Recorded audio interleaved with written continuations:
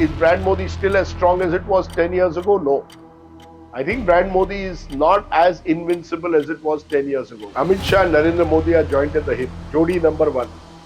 They worked together for 40 years. That's a long time.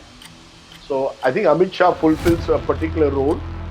He's the one who's the crisis manager. He's willing to do at times a sort of hard, dirty work, if you want to call him, but the hard work. Every regime has tried to manage the media at some stage or the other. Indira Gandhi put any dissenting voices in jail. Pramod Mahajan used to try and manage the media when Atal Bihari Vajpayee was in power. Can Chandrababu Naidu take Andhra forward? Yes, I think he can. Andhra is not an easy state to manage at the moment. Advertising revenues are plateauing across so many channels and with competing digital media, print media. So the business model has changed. National news often becomes Delhi-centric news. If you're from the south, you feel, where is our stories? Hello and welcome to the One India podcast. This one's a really special one. Joining me today is a stalwart of the Indian journalism scene, someone who, according to a lot of reporters in the industry, was always a reporter's editor, an author who's recently written a book on the 2024 Lok Sabha elections called 2024, The Election That Surprised India. To talk more about the book, as well as other aspects concerning the present political scenario in the country, joining me is Mr. Rajdeep Sardesai. So first things first, before we dive into your book, I'd like to take a couple of questions on your journey. Thank you very much, first of all, Akash, for that very kind introduction. Good to see you after quite a while, and great to be here talking about the book and much more. So first things first, you played first-class cricket. You also got selected for the Under-19 India camp. Heard that in a lot of interviews. I think it's important for people to understand why journalism. That's my first question to you. In a recent interview, I think, in a funny way, you had said, kuch nahi to, kuch aur talent nahi bacha to journalism hai.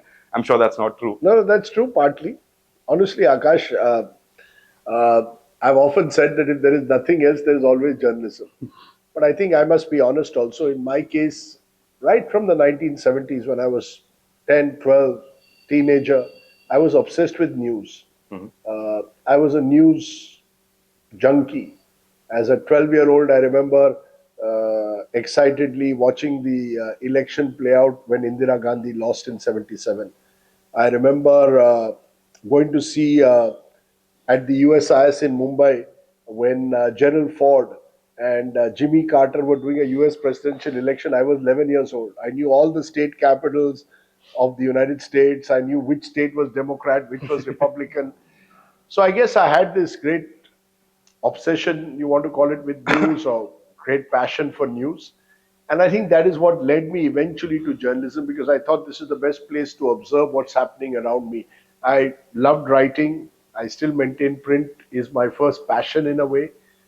But so while I trained to be a lawyer and wanted to be a cricketer, I guess journalism just happened. So you just said you are a print first journalist, right? Print has always been your passion. You started out as a print journalist.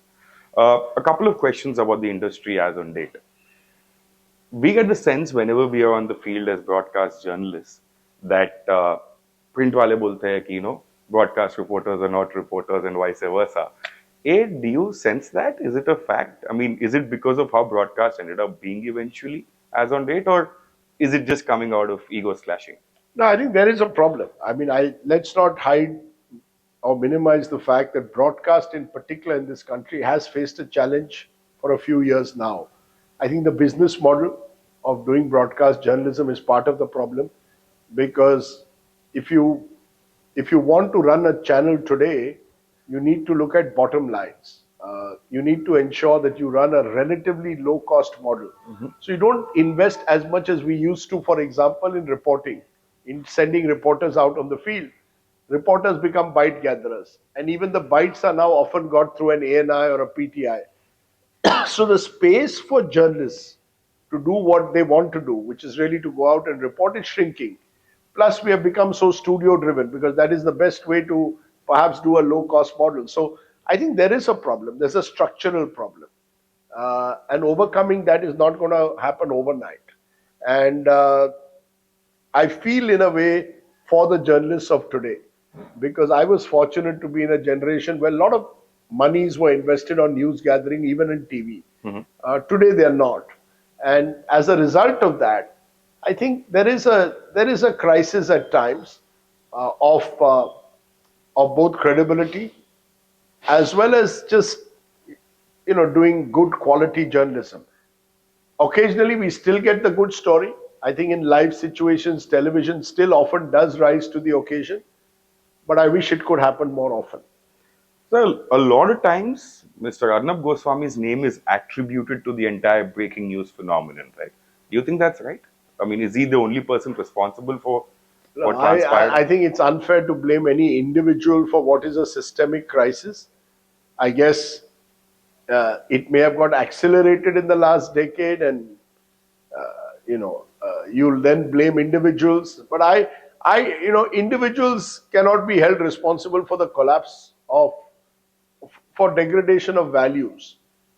Journalistic values when they are being eroded so sharply at times. Why blame an individual? I think all of us in the industry have to look inwards and ask ourselves, "Ye kahan aa gaye hum? Where have we come?"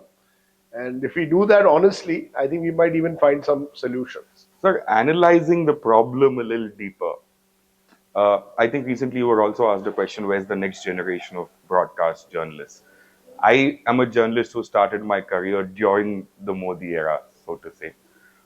My question would be, you also spoke about the value being given to the news gathering wing, which is the reporters on field. Uh, 90 to 95% of people who I know started out reporting with me during the same years, unfortunately now have gone into either PR or CopCom. And more often than not, when we discuss, the reason happens to be the pay parity. The reason happens to be, you stick to a profession for two reasons, either passion or money. When neither exists in a particular profession, what exactly do you do? You'd rather go run agenda for a political party or a company officially and mint more money. Where does this stem from? Was it any different during your days when you started out, or is it just this generation wanting money way too easy? No, no, look. I think it's unfair to blame this generation journalists wanting money, and that's why they are drifting away. I think there is, as I said, the business model of doing journalism is facing a crisis, not just in India but across the world. Across the world, and technology is going to accentuate that problem because today, if I'm getting all my news on mobile as almost like a first information report, how do I sort of sustain engagement with viewers and readers beyond just the bite-sized information that they need on a mobile? Attention spans are becoming smaller. Uh, Advertising revenues are plateauing across so many channels and with competing digital media, print media. So the business model has changed. I think when we started off, it was all very new. There were fewer channels. Advertising was growing across the board. We all wanted to make a mark. It was a new medium. So it was a bit of a revolution that took place in the 1990s. That revolution, I think, is over now. And with the rise of new media, new technologies, news is getting commodified. As I said, news is available to you on your mobile phone. Why do I then need to watch a television channel? I don't have appointment viewing at 9 o'clock. I will only watch Rajdeep Sardesai on India Today. Those days maybe are there are viewers who may be like that, but not all. And therefore, naturally, it's a struggle now to keep the business model together, to make a channel revenue generating. Naturally, salaries take a hit as a result. I'm not saying that we were paid astronomically high then. My first salary, I remember in the Times of India, was a few hundred rupees. So I've never had, I mean, I didn't join this profession for money, and I believe many people who join journalism don't do it for money, they do it for the passion. You're right, when the passion goes away, then there is a problem. And I think part of the reason for the passion going away is because we have commodified news, where the reporter in particular becomes just a bite gatherer. Now, that's not good enough for a reporter to. When you're passionate about a story and the story gets dropped. Yeah, you see, that's always happened. Akash, is not as if this happened only now. My only point, there used to be even in the past, there have been instances where stories have been dropped. So let's not suggest that only in your generation have stories been dropped. But we are a large country. Mhm. Uh, how many bureaus can you sustain in a channel? Is a question many are asking. We are very Delhi centric across most channels. National news often becomes Delhi centric news. If you're from the south, you feel where is our story? So I think all of this is problematic. There are no easy solutions, but I do feel for younger generation journalists who have to work in an ecosystem very different from what I grew up in. So, last couple of questions before I get to the book. I know you're waiting for it. Uh, you spoke about the monetization model or the business model, right? Multiple organizations in India have tried the entire pay to read model, but unfortunately, it has not worked. It is very evident that the Indian audience, as on date, is not ready to pay to read authentic or credible news. In such a scenario, A, what is the solution? Because eventually you'll have to go back to the governments and the corporates for advertising money to sustain yourself. So, is there a solution that you see that can be attained in the near future at all? Second is, with the advent of mediums like YouTube, do you think the dependency of distribution dependency on broadcast mediums has reduced considerably, and this eventually will lead to TV becoming obsolete at any point in time in the See, future? I don't think anything becomes obsolete. TV is still very big. Millions of Indians still watch television every day. Everybody says you can diss TV night after night, day after day, but please get it clear. Millions of Indians still watch television every day, religiously. Did COVID have an impact on that because people went back to a more credible platform rather than social media? No, I'm not going to say, it's not about credibility. It's a way of life. For millions of people, even switching on a TV is a way of life. Maybe the younger generation is moving to digital, but we are also an aging society. Hmm. People still live longer. Life expectancy is longer. I meet people 60, 70, 75. They are hooked onto TV. TV still, when there is a live breaking news, people still turn to TV. So I'm not here to say that, TV is going to be obsolete.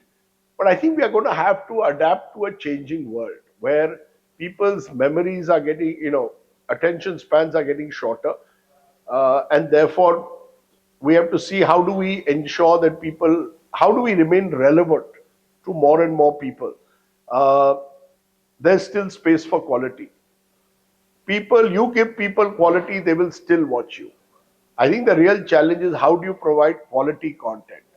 That is what the real debate should be, not whether we have to be platform agnostic. Hmm. You provide good quality content, it can go on YouTube, it can go on TV, it can become the basis of an article in a digital website.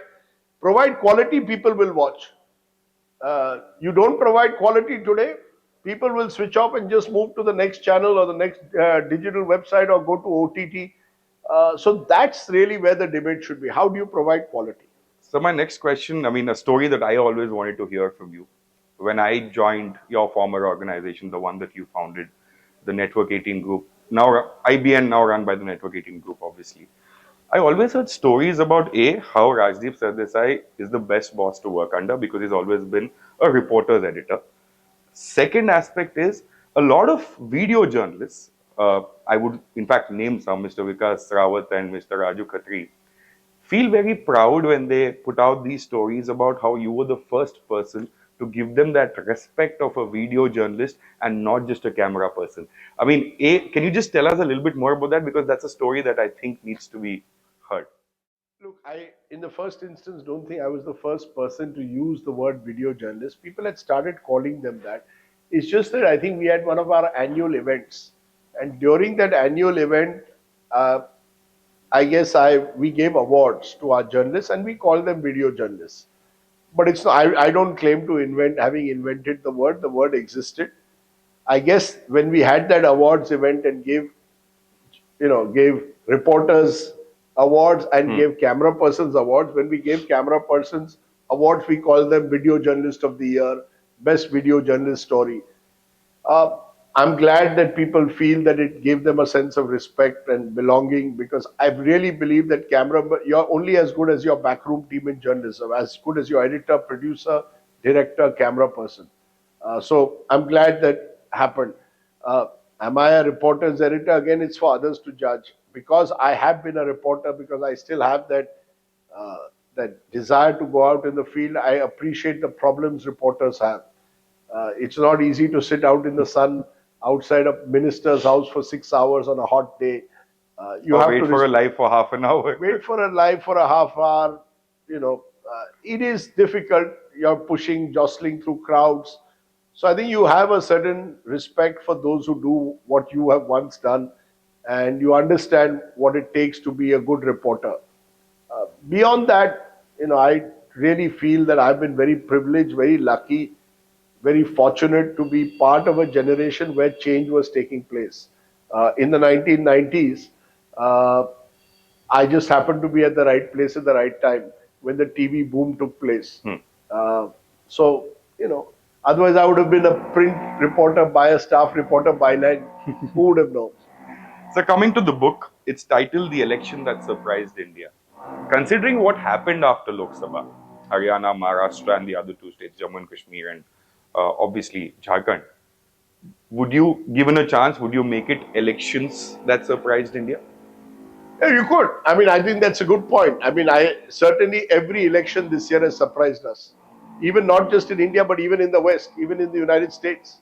When Trump won, most people thought it would be a very close contest. Trump won easy.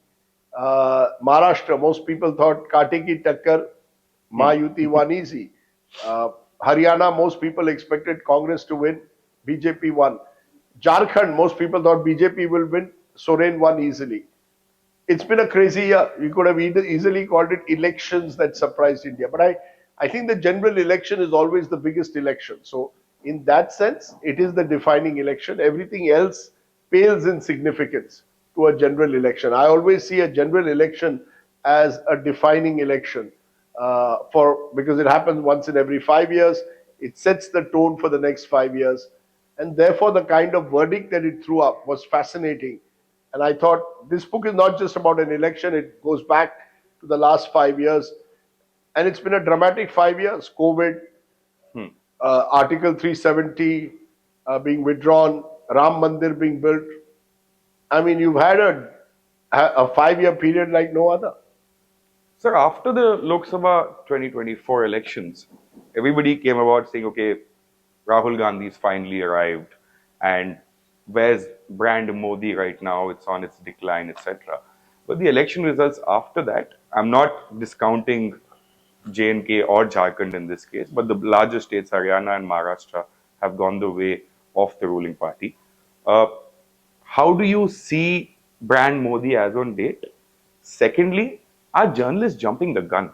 Because the minute an election goes one way or the other, we're very quick to call whether or not, whether or not the brand is still the same, whether it's on the decline.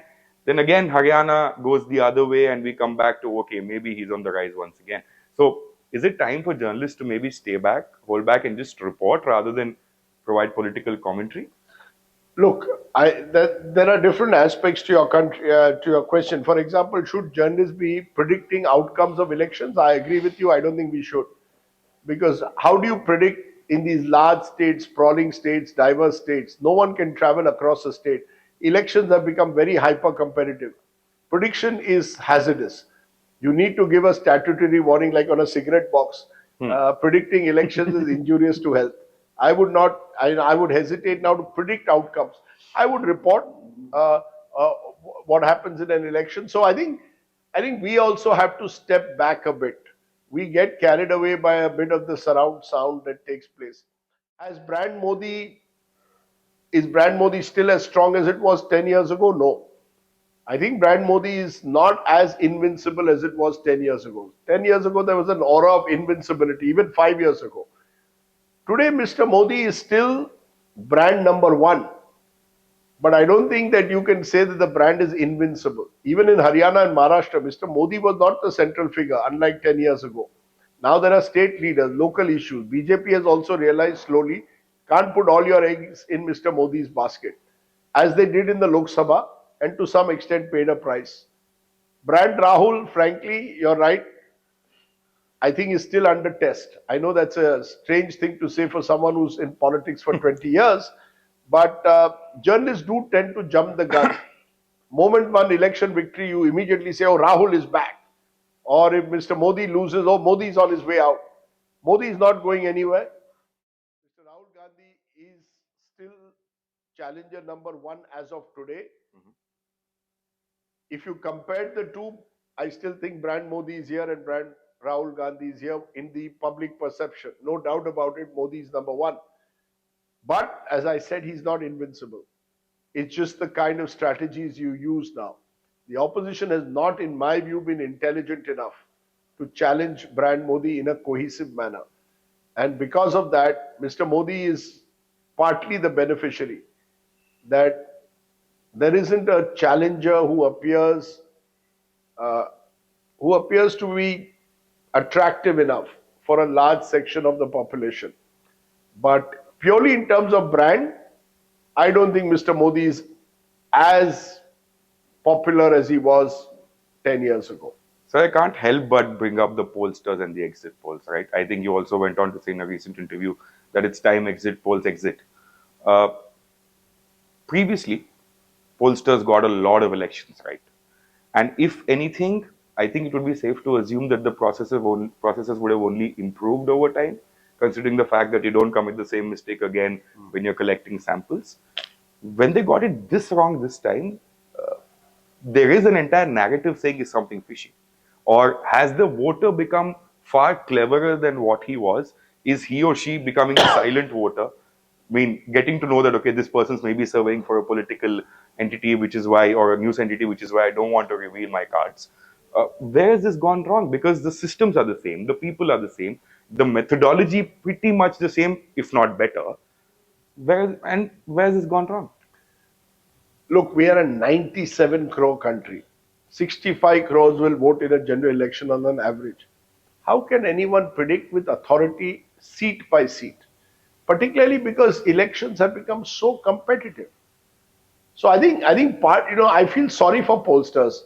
I mean, I think pollsters also need to be a little bit more circumspect before they throw numbers uh, and put in the statutory warning. Nothing wrong with polling per se. You have every right to poll, but don't claim you're God. कि मुझे ही मालूम है कि क्या number है. Because India then becomes complicated and you find yourself on the wrong side of those complications. So also I think there are fly-by-night operators who claim to be pollsters. I don't know how rigorous their sampling is. Unless your sampling is rigorous, in a country as diverse as India, you can get it horribly wrong. And even the best of pollsters have occasionally got polls wrong across the world.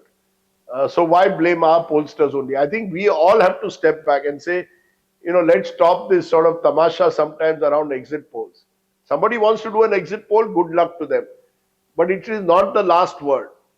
Let us not treat pollsters as if, अरे यार, यही लोग जानते हैं, बाकी कोई नहीं जानता. So you've spoken at length about Prime Minister Modi's interviews, the PMO presently having an in-house production unit, a camera unit, them editing the interviews and giving it out.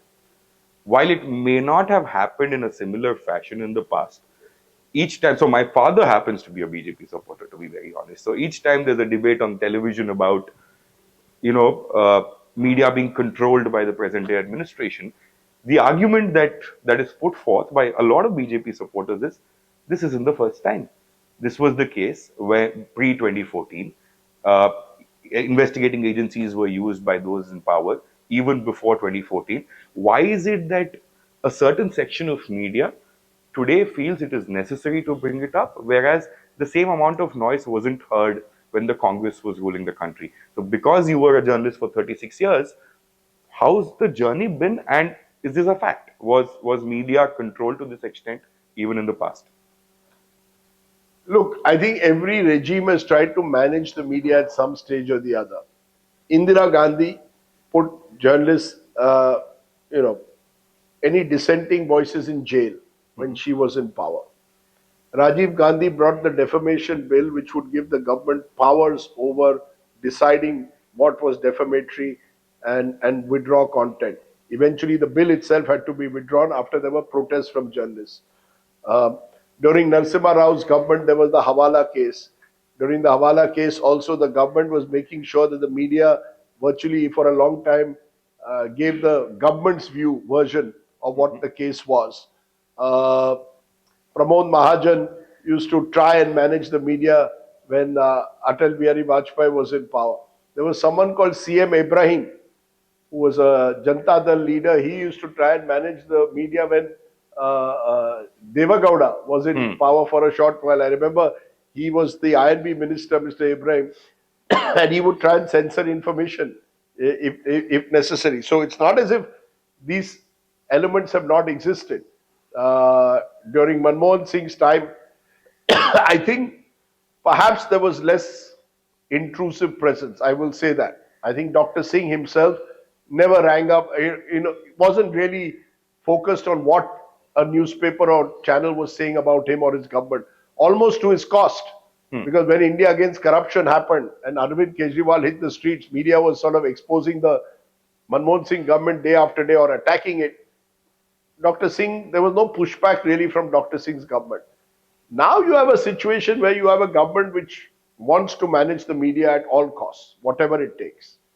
And particularly because it's obsessed also with social media and TV, it will spare no efforts to ensure that the Prime Minister's image is protected at all costs. I write in the book how after the Karan Thapar interview where the Prime Minister walked out, he made it very clear, never again. I will never put myself through this embarrassment again. And therefore, reluctance to do press conferences, reluctance to take questions which may be embarrassing. It's the nature of the media. Now we've reached a stage where even the editing and production is done by the Prime Minister's office. So times have changed, and it is troubling because what is happening in Delhi is now going to happen or is already happening across states. Whether it's a Mamata Banerjee in Bengal, Stalin in Tamil Nadu. That is what I was coming to, because even in opposition ruled states, you do see opposition leaders getting arrested. You do see, even when regional parties are ruling the states. So it's not that it's just a central phenomenon that investigating agencies are being used. Just that at the center, maybe it's a CBI and the state, it could be CID. So how do you look at that? It's just, is it just the level of politics deteriorating over time, or? No, it's a combination of various factors. I think there is a general deterioration in the standards of political behavior. There is a general lack of accountability of those who should be held accountable, and therefore they get away with a lot of what you said just now in terms of their dealings with media, their dealings with institutions, and institutions which used to push back now no longer do so. Whether it's the judiciary, whether it's parliament, there's an attempt to reduce all of them in some way or the other to either being more compliant or notice boards. So that is a genuine worry. And that is why journalists, even if they want to challenge those in power, are often too fearful because there is no protection.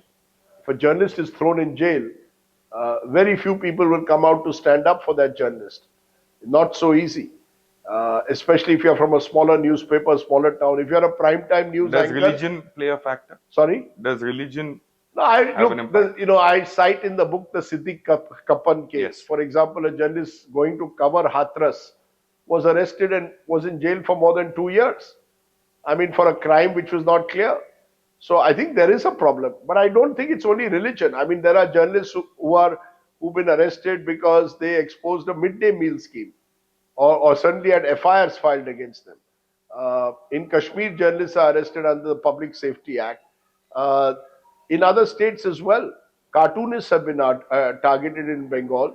YouTubers have been targeted across. So I think there's a general lack of tolerance for dissenting views, and that comes across in many of these instances.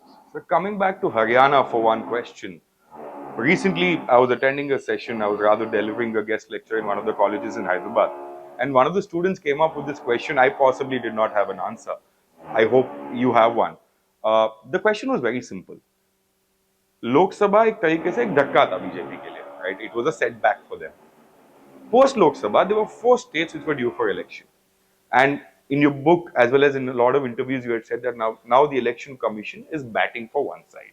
or is highly biased, or is calling the shots on behalf. I mean, the government is calling the shots on behalf of the election commission.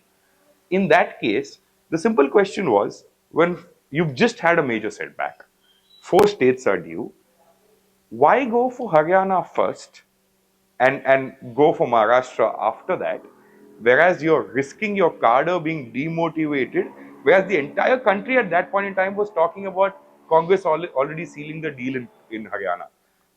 Look, I think, you see, remember the date for Haryana was third week of October, so you had to do the polls by then. Maharashtra was fourth week of November, so you had that 1 month gap. You're right, there is still a question mark as to why did the BJP sort of risk Haryana in a way, as you're putting it. Look, the BJP is a mighty election machine. Even if it's a losing battle, they don't give up. They will make every effort. Sam, Dam, Danda, Bhed. Plus the sort of leadership of Mr. Modi, strategic, the strategic abilities of an Amit Shah, the cadres, the RSS. This is a machine. So I don't think that, I think they took their chances in Haryana. And maybe they thought, even if we have to lose, might as well, you know, uh, lose with a fight and then put all our energies into Maharashtra. So Maharashtra was their big prize. That's the one which they gave all their effort to, and it paid off. So it doesn't really matter. I mean, I think Haryana was a bit of a fluke. Out of all these election results of 2024, the one that surprised me the most was Haryana.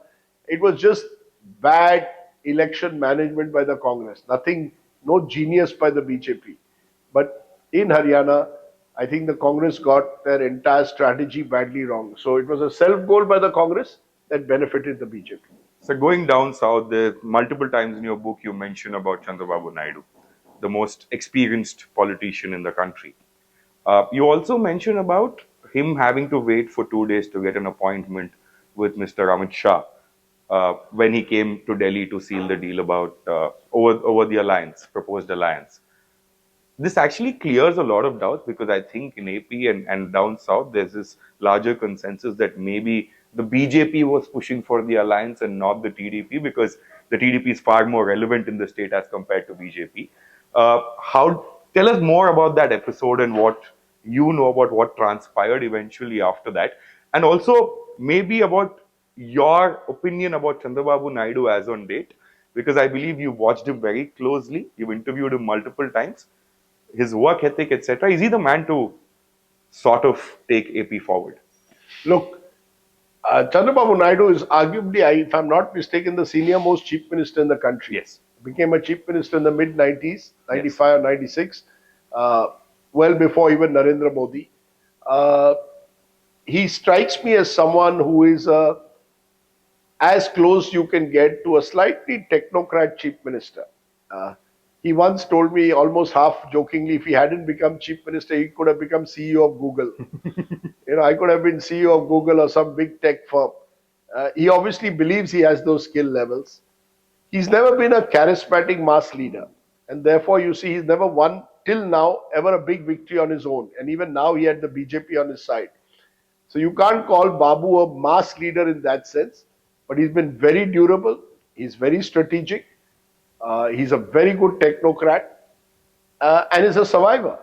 I mean, and that's where the other story comes. In August of 2023, people had written off Chandrababu Naidu. They believed Jagan was coming back, welfare schemes were in place, and nobody seemed to want to touch Chandrababu Naidu, including the BJP, which was wary of him. By December, of course, after Telangana, the BJP eventually decided that, let's make our deals with Chandrababu. They could have gone with Jagan just as well. I think they got that one card right, which is exactly the opposite of what happened in 2004. In 2004, BJP went with Chandrababu Naidu, Rajshekhar Reddy won. 20 years later, the BJP chose the right horse in Chandrababu Naidu. I think he benefited from the fact that Jagan Mohan arrested him. I think the arrest cost Jagan Mohan more than he can imagine, because it then gave us sympathy and a boost to Chandrababu Naidu. Arresting a politician in an election year is never a good idea. Hemant Soren, again a good example, benefited from sympathy. Chandrababu Naidu benefited from sympathy. Can Chandrababu Naidu take Andhra forward? Yes, I think he can. As could have Jagan Reddy. I think the fact is that Andhra is not an easy state to manage at the moment. Uh, The financial the condition. financial condition in particular. And you make all these slew of promises. Jagan made them, Naidu's made them, tough to fulfill. Uh, it's also a state that has emerged out of the breakup of, of, of breaking away from Hyderabad. Hyderabad was the crown jewel. And without Hyderabad, Andhra somehow looks a state which still is desperate to find its way forward. So it's not an easy task. Babu also made a slew of promises that will cost the exchequer large amounts of money. Uh, I think he's at the moment wants to go down in history as the builder of modern Andhra. Having lost the whole state, he at least wants to preserve what he has. And therefore, the push for Amravati as the state capital, looking for new ways in which he can sort of define himself. Mr. Naidu is a clever man. You know, he's now going to have a skill census instead of a caste census. Uh, but I still think that Andhra Pradesh will be a big challenge for Chandrababu in the next 4 years, especially given the fact that his relations with Mr. Modi have been blow hot, blow cold over the years. Uh, but never right off. So I mean, I think Mr. Naidu's got a second birth almost, a reinvention, and suddenly from I remember meeting him in August 2023. He didn't seem fit and well. Now he's looking as bright as ever. I haven't seen him looking better in a long time. Who would have thought that from 23 they could come all the way up to 164? There was something very peculiar about this time's assembly election in Andhra Pradesh, sir. While most other states that I've traveled personally as a journalist, you always hear about schemes that have worked, you always hear about a vision statement being put out by a political party. But this time around, when we went when we went onto the ground and spoke to voters, like a breath of fresh air, everybody was suddenly talking about, we don't want the schemes, we don't want the SOPs. What about development? Where are our investments? Where are the industries going to come from? In the past 5 years, during Jagan Mohan Reddy's rule, investments have gone out of Andhra Pradesh rather than coming in, which should have been the case. So, do you think for once this was a vote for development over a vote for? No, I think no. I think it was an anti-incumbency vote. I think obviously Jagan misread the mood. I would suggest that there was a sense that Jagan had become an autocrat and was not You mentioned that in your book. listening to voices other than his own, and I think that cost him. I think there was a communication gap between Jagan's office and a lot of the second and third level leaders in his party. Jagan is again a very capable politician in terms of his ability to think out of the box. Some of the schemes, welfare schemes that he brought, some of the initiatives on education, I think are pretty salutary. The problem is Jagan Mohan Reddy's government was seen as a one-man show. People don't like autocrats by and large in this country. They may give you one chance, but they won't give you a chance again and again. And I think people in India can see through when there are accusations of corruption made against senior ministers that they are quite unsparing even on that. So I think it was more anti-incumbency that sunk Jagan Mohan Reddy in the end. I think imagine if he'd gone with the BJP, where would he have been? We don't know. That will be interesting to know how much of the vote is actually a BJP vote in a state like Andhra Pradesh where they've never been a major power. Uh, can Jagan make a comeback? Why not? Never write anyone off in politics, and least of all someone like Jagan. I think he's determined to make that comeback. But for now, Babu plus BJP, pretty dominant force. Sir, each time we talk about Jagan Mohan Reddy, somehow we go back to the Congress party because that's where it all started. Mamta Banerjee, KCR, Jagan Mohan Reddy. Everybody who walked out of Congress at some point in time during their political career ended up being a chief minister in their respective state. And there's this larger narrative about the Congress intentionally cutting out state leadership, strong state leadership, because eventually these guys could have been competition to Rahul Gandhi for the prime minister's role. Is that a fact? Because you followed the Gandhi family and the Congress party for the longest time.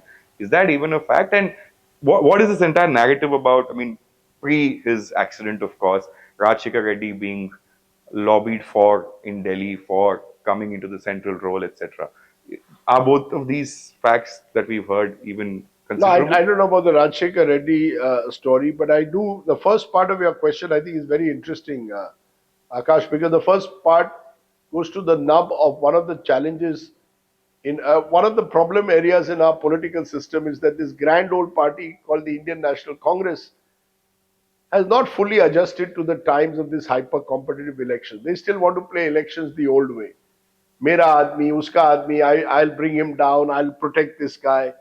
You've got to run politics on merit, Hmm. not on all your networks. The Congress is still this party which works on old style networks, and I think it's weakened as a result.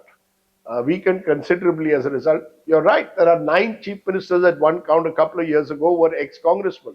So obviously, when you leave the Congress, you seem to flourish. So that means something is wrong with the Congress party. That why is it not able to encourage talent?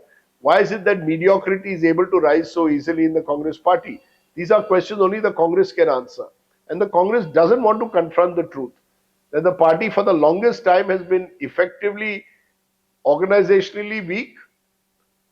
Its leadership also has not been as strong as it should be. And it has not been able to build a compelling enough narrative for people to say, I'm switching from the Congress back to the BJP. So, after 3 defeats, this is still a defeat for the Congress. Hmm. 99 seats is not 272. Exactly. And therefore, the Congress has to go back to the drawing board and be willing over the next 4 years to do the hard grind. If it does so, as it did in Chhattisgarh famously after its leadership was wiped out in a Naxal attack, In Telangana for that. in Telangana. So, you've got to be at it. Lage raho. In politics, lage raho, reward will come. It may not come 1 year, 2 years, it may come 5, 10, but lage raho, political bhai.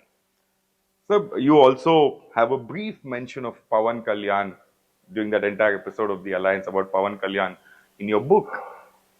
What happened post the 2024 Lok Sabha elections? Where do you see Pawan Kalyan heading? I mean, is he the trump card that NDA possibly needed down south? Whereas on one hand, you do unite the Hindu vote bank. On the other hand, you are not an entity that the minorities perceive as dangerous or as somebody who's attacking them. Uh, how do you look at this Pawan angle coming in? Because I mean, in Maharashtra, after he campaigned, there were these news reports coming in about how he won the BJP or the NDA a lot of seats wherever he campaigned. What, according to you, is the future of Pawan Kalyan? Look, I think Pawan Kalyan has already shown himself to be a very astute politician in the kind of switches he has made. If I recall right, 5 years ago he was with the CPM, and now 5 years Extreme left to later, extreme. extreme left to extreme right. So he's made his ideological high jump or long jump, whatever you want to call it. The BJP is always on the lookout for leaders from the south who they can align with because they know their own geographical limitations. Pawan Kalyan is another example. They want to ride on his back. They tried it with Rajnikant, never worked. Rajni didn't bite the bait. Uh, and over the years, they've tried it now with this young IAS officer Hmm. IPS officer, Annamalai in Tamil Tamil Nadu Nadu. again, uh, trying to see the BJP likes to have faces whom they can take to the people. They haven't been able to find one in Andhra, so Pawan Kalyan, as of now, becomes a potential option for them for the future. Because Pawan Kalyan also would like to be perhaps Chief Minister of Andhra one day. Everyone wants to be Chief In Minister. fact, I asked him this question and he said, uh, not going to backstab anybody for this, but if it happens organically, why not? Look, no politician is going to ever say, I don't want to be Chief Minister. The way Pawan Kalyan played the Tirupati Laddu issue, the manner in which he's tried to take a much more strident Hindutva stand, clearly Pawan Kalyan sees himself aligned to the BJP much more than Chandrababu Naidu does. Chandrababu Naidu has a past with the BJP, which the BJP is suspicious of, and Naidu is suspicious of them. Pawan Kalyan does not carry the same baggage, so Hmm. therefore is more willing perhaps to join hands with the BJP. So, in the neighboring state of Tamil Nadu, Annamalai obviously is the TRP candidate, right? I mean, like most Tamil journalists say, they say that he sells like hotcakes on TV more than even the sitting chief minister for that matter. But do you see this trend of movie personalities making it really big in politics coming back once again with Vijay entering the fray in Tamil Nadu? Do you even see that as a factor? Look, Tamil Nadu and Andhra Pradesh are sui generis. They work on their own rhythm.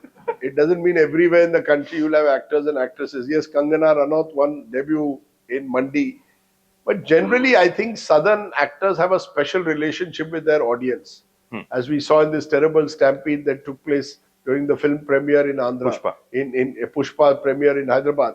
So, given that there is this frenzied, frenetic, manic attraction to film stars, there'll always be a film star who'll pop up and say, "Look, I'll fix the system." But frankly, very few of them have really succeeded. NTR and MGR are standout figures, Jayalalitha to some extent. But MGR and NTR, as sort of first drivers of their political parties, stand out. And both these parties benefited from the aura that an NTR or a MGR had on screen. So that's not going away. But can Vijay adjust to new generation politics? I don't know. So you also mention in the book about how a group of leaders from the RSS met producers and directors from Bollywood and asked them to release a few movies on the hardline Hindutva, or you can say nationalism, patriotism angle.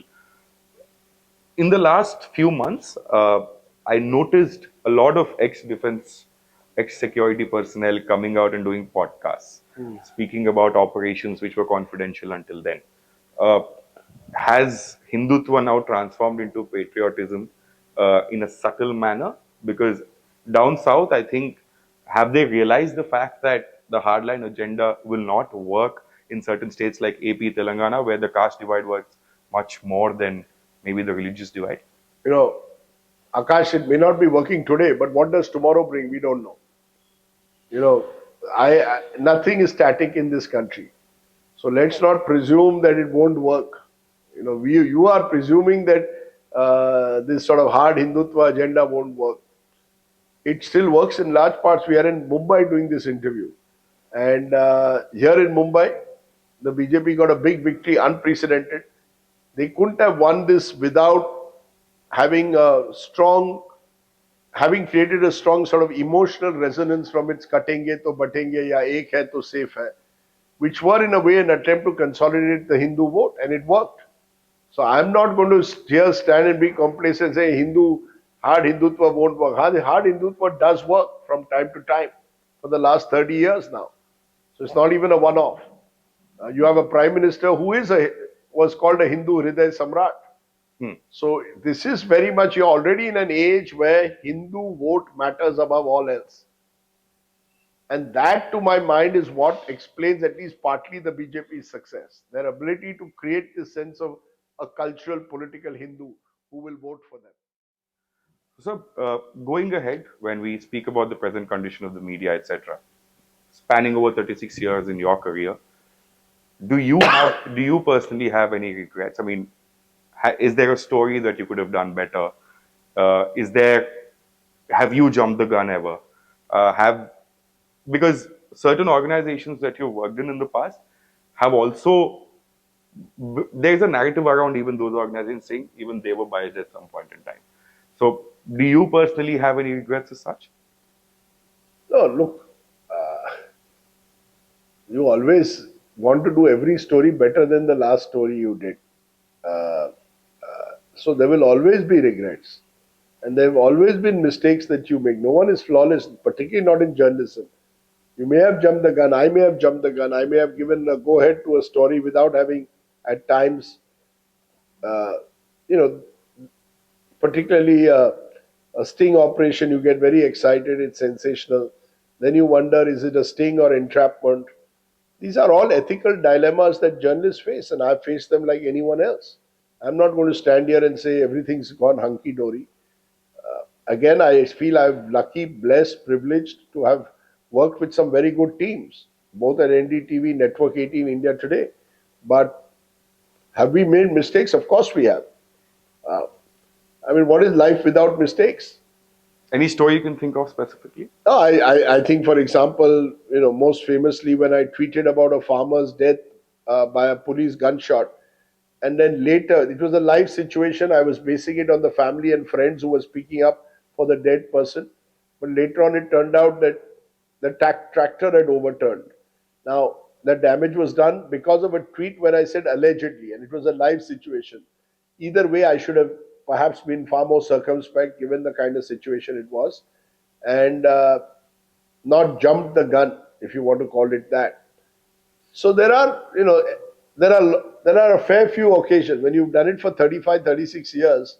There will always be the odd story that you'll say, "Shit, man, I should have done that better," or could I have just could I have not done that interview? Should I have done that interview differently? That happens all the time. Even with the Sonia Gandhi interview for which I was told, I mean, she wasn't willing to take political questions that day. But should I have then just said, "Sorry, ma'am, I won't do the interview unless you take political questions"? So I think you live and learn. So in your book, you also mention about the rift between Mr. Yogi Adityanath and the central command of the BJP. In this case, Mr. Amit Shah and Mr. Narendra Modi. Somehow there's one line there which blames Mr. Amit Shah a little bit, not blames rather, that's the wrong word to use, but rather holds him more responsible than Mr. Narendra Modi. Also, when you speak about, or rather when you write about the alliance between the Shiv Sena and the BJP breaking out, once again Mr. Amit Shah's name pops up.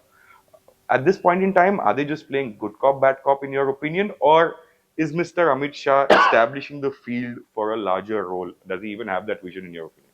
Look, Amit Shah and Narendra Modi are joined at the hip. Jodi number one. They worked together for 40 years. That's a long time. So I think Amit Shah fulfills a particular role. He's the one who's the crisis manager. He's willing to do at times the sort of hard, dirty work, if you want to call him, but the hard work. A lot of micromanagement of elections. Mr. Modi is now in another orbit. So Amit Shah does what needs to be done to keep the election machine of the BJP going. He's quite an all-rounder, as I mentioned in the book. And I think that was part of the problem in 2024. He had too much on his plate. He was home minister, he was chief strategist, he was campaigning for the party, he was fundraising.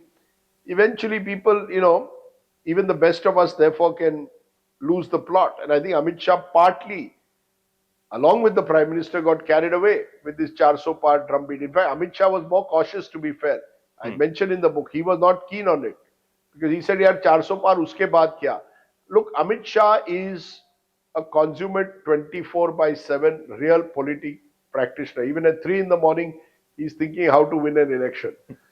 So I think someone like that is very useful for someone like Mr. Modi.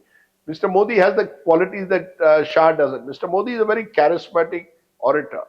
I mean, some of his critics will call him demagogue, will say that, hate speech. But the fact is, he is someone who can pump up the volume with supporters. Amit Shah cannot. So they fulfill very different roles. You speak about Mr. Modi not thinking about retirement at this point in time, or rather, you write about it in your book. But that's an inevitable eventuality that there has to be a successor within the BJP. So, with your experience, with the rift between Mr. Modi Shah and Mr. Yogi Adityanath, who do you see as somebody who is a prospective candidate for that? At least the BJP presidentship right now. Akash, never predict names. I remember if you asked me this question 20 years ago, I'm not sure we would throw up Narendra Modi's name. You would have had Pramod Mahajan, Sushma Swaraj in row 1, maybe Modi in row 2. At the moment, I don't know. Devendra Fadnavis, after the Maharashtra victory, certainly looks like a face for the future. He's young, comes from a big state, commercial state, CEO qualities, a bit of Modi in him. I can see Devendra Fadnavis going very far. But in politics, you never know what tomorrow brings. 5 months ago, the same Devendra Fadnavis was offering his resignation after the defeat of the BJP in the Lok Sabha. Today, he's a chief minister for a third time. Politics में India में कुछ भी हो सकता है. My last two questions, sir. First one, if you were to pick a leader to lead Congress into the next phase of Indian politics, who would it be? Would it be Priyanka Gandhi or Rahul Gandhi? No, I don't think I want to reduce it to individuals. I think the Congress needs a total reboot in terms of organization. Whoever leads it has to focus on the organization first. It's a hard task. It's a difficult task. It's the task likes of Amit Shah have done. and Congress needs, in that sense, an Amit Shah. Mhm. But look, the Congress has a lot of talent in the 40, 50, 60 age group. They have to come together.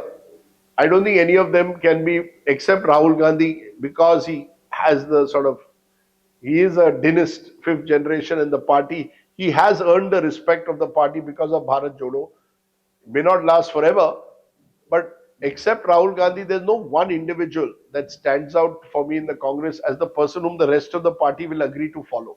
Hmm. There are lots of talented individuals, the likes of Sachin Pilot, for example, good speaker, young, youthful, but the rest of the party will not accept him. So I think the Congress is best off at the moment if it can build some kind of a collective leadership around Rahul Gandhi and also then tie up with regional So parties. while some say the Gandhi family is a binding force for the party, there are others who say that they are the baggage that is weighing Congress down. What is your opinion on No, that? I think look, they are both boon and bane.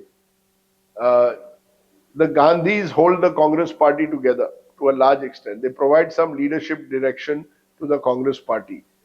It's a party of power. Hmm. It wants power at all costs. I think the Gandhis, to my mind, do play that role in terms of at least giving them a sense of comfort at times that Gandhis are there. But I think the problem is that we live in an age which is increasingly a meritocracy in different professions, especially for the middle class. The middle class, I think, in particular, doesn't like the idea of parivarvad, Hmm. of people from a same family becoming sort of leaders of the party without doing the hard work on the ground. So I think that will always be a test for Rahul Gandhi and for the Congress. Are they willing to change and offer solutions beyond the Gandhis as well? In the past, they've not been able to do so, but a time may well come that if they don't do so, the BJP will just rampage their way through. My last question, sir, from the home state that I belong to, in fact, KCR's revival or BRS's revival, so to say, is that even an option? I'd like for you to just give us some perspective because I was a student back then when the state was bifurcated.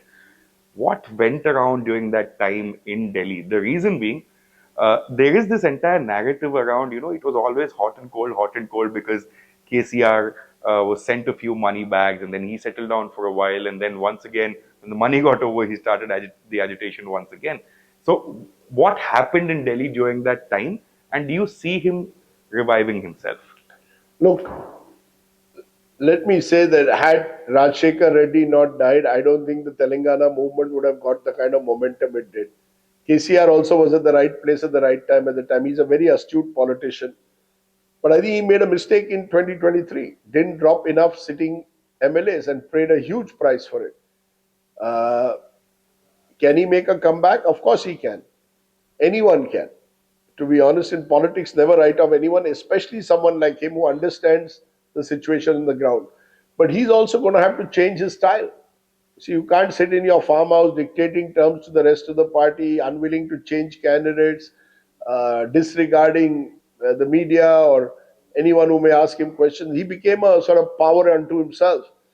He has to change if he wants to survive. If he doesn't, he'll be overtaken by the BJP as the principal challenger now in Andhra Pradesh going ahead. So KCR has his work cut out. He's never had to experience such a long spell, really, with no hope at the end of the tunnel of returning to power. Uh, but as I said with Mr. Modi, when you've been in politics 40, 50 years, you know how to deal with various situations. And therefore, I would hesitate to write off KCR. So that's pretty much my time, but our viewer has one question for you. We actually ran a poll saying if you have any questions for Mr. Rajdeep Sardesai. The question was, Mr. Modi happens to be the protagonist in all your three books since 2014. So then how do you respond to the allegation that is Mr. Rajdeep Sardesai also using brand Narendra Modi to sell books? Look, first of all, I write these books not so much to sort of sell them or make them bestsellers. I write them because I think it's important to document the challenging times in which we live, and I have had some time, especially in the last 18 months, to put it together. Am I using Brand Modi? No, Mr. Brand Modi is the central figure of our times, central political actor of our time. Naturally, he will be a central figure in my books. But to say that I'm trying to sell my books through the Modi name is rubbish. uh, it's ironic. There's only one chapter on the media, and Hmm. yet everyone wants questions on the media. No one wants to ask questions on COVID, on Hindutva, on enforcement directorate, on election commission. Far more important questions. I've pretty much covered all of Yeah, but them. no, the point I'm making is that there's a general sense that every घूम फिरा के वो मोदी पे आ जाते हैं. Hmm. ठीक है, if that's the way, that's the way. I'm okay with that. Thank you, sir. Thank you for giving us your time. But while ending as well, I request my viewers to read this book. You might agree, you might disagree. Either ways, I think it's a good read for somebody who's interested in politics. Thank you so much and good luck with everything that you do. Thank you so much, Akash, and good to see you. Thank you, sir. Thank you. Thank you.